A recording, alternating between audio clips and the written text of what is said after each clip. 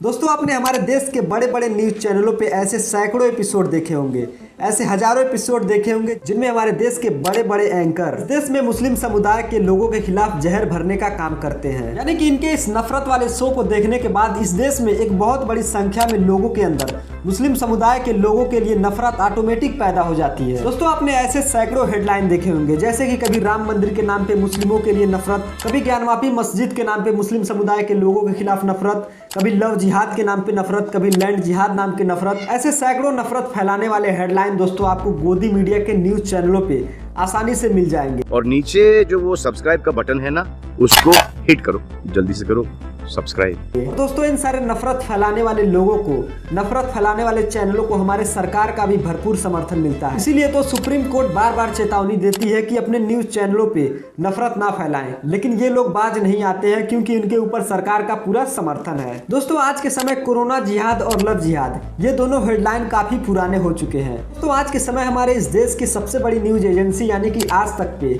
मुस्लिम समुदाय के लोगों के खिलाफ नफरत फैलाने का एक अलग लेवल पे काम चल रहा है। दोस्तों हमारे देश के सबसे बड़े तिहाड़ पत्रकार यानी कि सुधीर चौधरी अपने शो ब्लैक एंड व्हाइट में एक अलग एजेंडा चला रहे हैं, जिसका नाम उन्होंने दिया है मजार जिहाद। और इस मजार जिहाद के नाम पे दोस्तों हमारे देश के पत्रकार तिहाड़ चौधरी इस देश में मुस्लिम समुदाय के खिलाफ एक बार फिर से नफरत फैलाने का काम कर रहे हैं। दोस्तों इन्होंने इतना ही नहीं किया है, इन्होंने उत्तराखंड के चीफ मिनिस्टर को भी अपने शो में बुला लिया और उनके साथ मजार जिहाद पे एक लंबी डिस्कशन भी की है। लेकिन दोस्तों अपने इस शो में तिहाड़ चौधरी ने किसी मजार की फोटो की जगह दिल्ली के जामा मस्जिद का फोटो इस्तेमाल करके ये पूरी तरह से क्लियर कर दिया कि इसका काम सिर्फ और सिर्फ मुस्लिम समुदाय के लोगों के खिलाफ नफरत फैलाना है और इस देश में दो समुदाय के लोगों के बीच नफरत फैलाने के अलावा कुछ नहीं है। दोस्तों ऐसा नहीं है कि ये काम सिर्फ तिहाड़ चौधरी ही करता है, ऐसा इस देश के सारे न्यूज चैनल और सारे बड़े बड़े एंकर भी करते हैं। एग्जाम्पल के तौर पे आप चित्रा त्रिपाठी और सुदर्शन न्यूज के गेंडा स्वामी को भी देख लीजिए। सवाल बड़ा ये भी खड़ा हो रहा है, क्या अवैध मजार बनाकर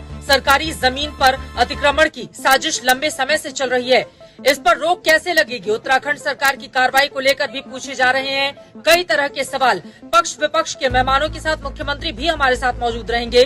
5 बजे दंगल में डिबेट आज तक पर जरूर देखिएगा। आम व्यक्ति हो जो भी जिहाद करेगा, वो लव का हो या लैंड का हो, उसके खिलाफ बोलना हमारा कर्तव्य है। और हम तो बोलते ही, हम पे कोई आरोप नहीं लगा सकता। और इसलिए आप नहीं जानते लैंड जिहाद क्या होता है। ये मजारों बना कर देश की भूमि को कब्जा करने को लैंड जिहाद नहीं कहेंगे तो क्या कहेंगे?